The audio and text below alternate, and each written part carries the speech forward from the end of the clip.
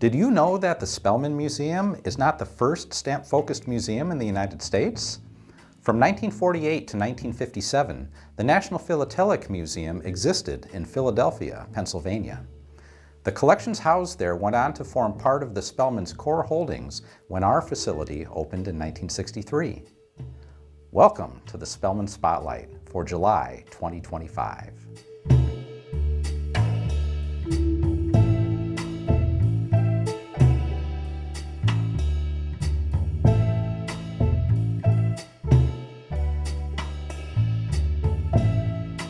On July 31st, the Spellman is pleased to welcome Betty White stamp artist Dale Stephanos for a special program on our lawn. Dale lives in Foxborough and is one of the few artists who can count a U.S. Postal Service stamp design amongst his achievements. He will be here to talk about the process for securing the contract for the Betty White stamp and the work he put into creating it. Dr. Sahel and Mona Massoud of Weston are the title sponsors for this event. Additional support is provided by the Village Bank and Noble Spirit, rare coin, stamp, and collectible dealers of Pittsfield, New Hampshire.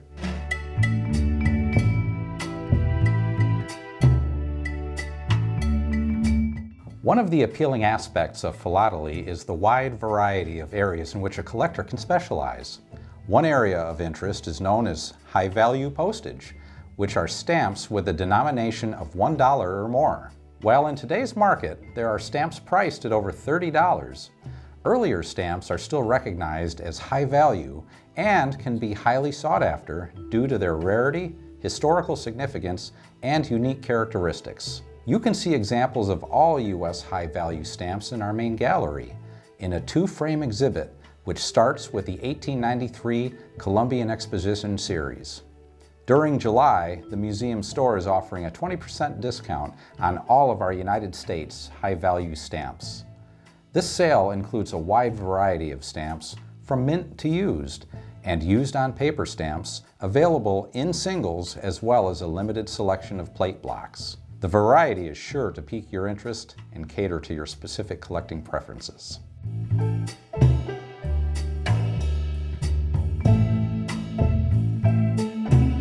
So, what happens when a donation is accepted at the Spellman? Our museum is almost unique, not just as one of only two philatelic museums in the United States, but also for the nature of the material it accepts. Unlike more traditional museums, which generally deal with three-dimensional artifacts, the Spellman literally has millions of tiny stamps to process in an average year. Unless a donation would be a threat to bring in, if it had been stored in a moldy basement, for example, we will accept it. To be sure, a very small percentage, if anything, might make it into our permanent accessioned collection. Most stamps, covers, and albums will otherwise be parsed out through one of several outlets. This includes material to support our children's education and youth membership programs, or employing unused stamps for postage.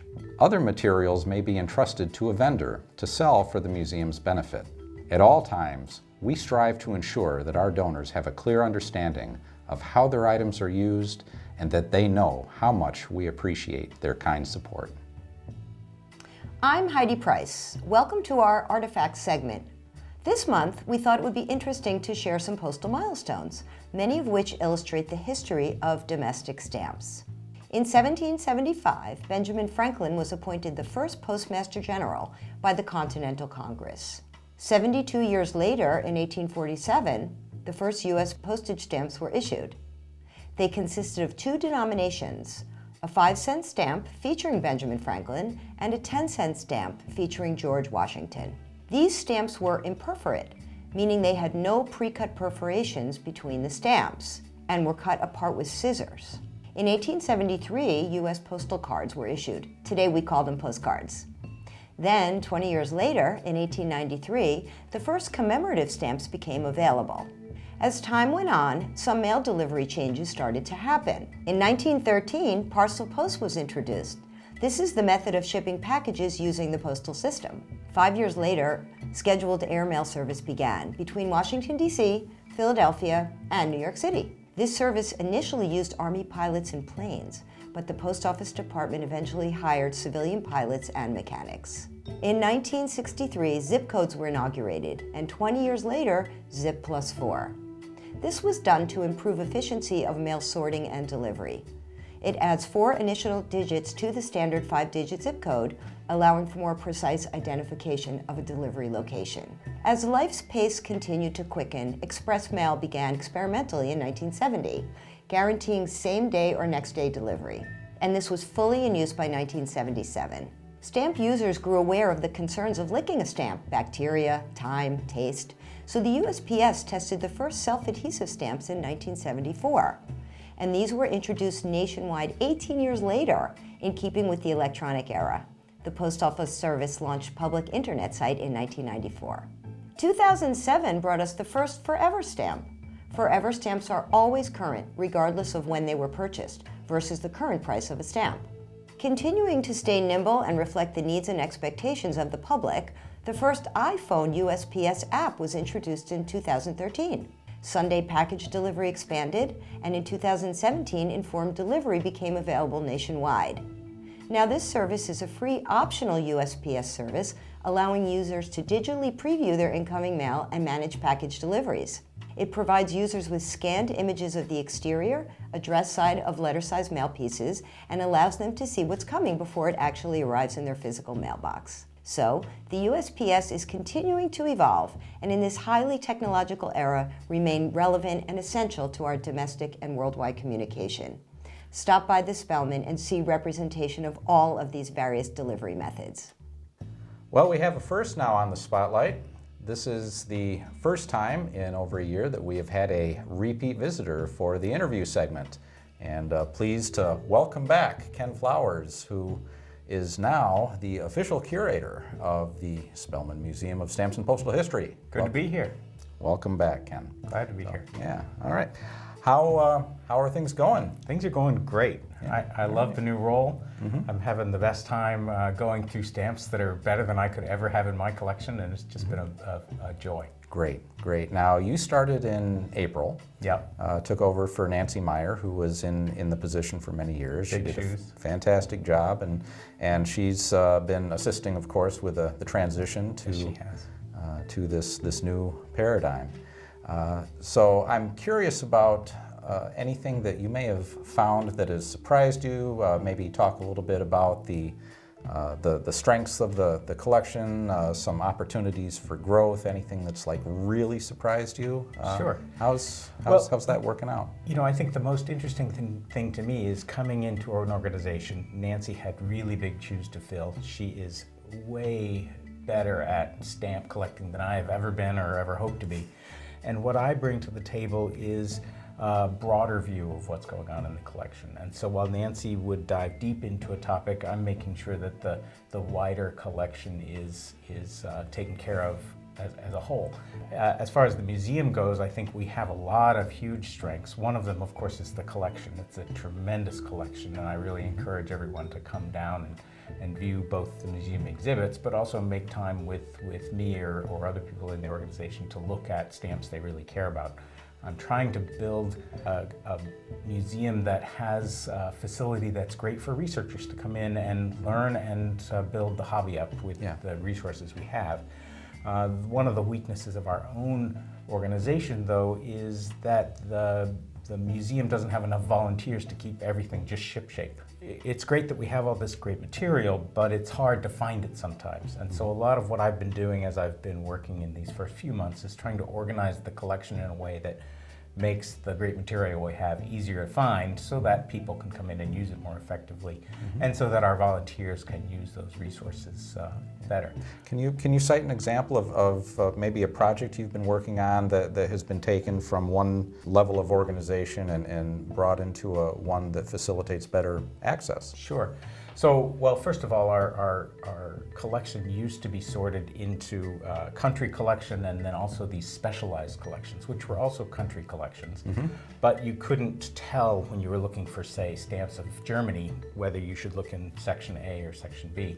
And so I've been organizing them all alphabetically so that you can find Germany is all together with Germany.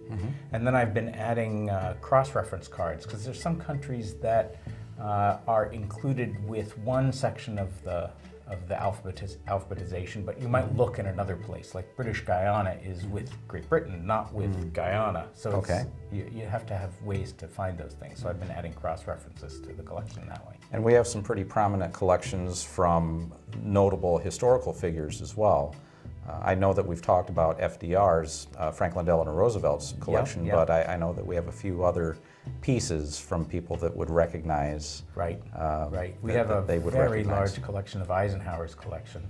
Eisenhower was such a big stamp collector that he is featured on the stamps of some other countries at collecting stamps. So it's a really nice piece to have in our museum. Cool. And I think we have some from General Matthew Ridgway from That's the right. Korean War, same period, of course, as Dwight Eisenhower. That's right. Yeah. Any challenges that you could foresee with the museum's collection? I know that we have, like every nonprofit, we have challenges with volunteers and having enough people to come in to do all of the valuable work that's being done. But what other tasks are laid out in front of us that we need to address? Yeah, I think our biggest challenges, as you say, are around having enough time and volunteers who are skilled at various areas. And for me particularly, I have strengths in stamp collecting in particular, but I have weaknesses in postal history. So having more people who have postal history experience, who can go through some of our important documents and help us sort them into formats that are effective for the general public, I think is a big opportunity for us. And then the other area here is we have a whole bunch of stamp collectors who are used to sorting things according to the way stamp collections get sorted, and used to sorting them the way that stamp exhibits get displayed. But we're a stamp museum, but we're not a stamp exhibit, right? Yeah. We're a public museum, and so bringing in those people who are able to create exhibits that have general appeal and not just appeal to stamp collectors, I think is very important, because the hobby is on a decline at this moment. Hopefully it's rising up in some other areas, but we need to keep the museum relevant, despite the fact that the hobby itself is in a decline. Plenty of opportunities for us to do that, and with your leadership, I'm sure we'll do a fine job. Thank you. All right. Okay. Well, Ken, thank you again for being on the show today. Really appreciate everything that you're doing at the museum and all the information that you've shared with us for the Spellman Spotlight. It's a pleasure. I'm glad to be here. All right. Thanks again. That's it for July, and we'll look forward to seeing you again in August.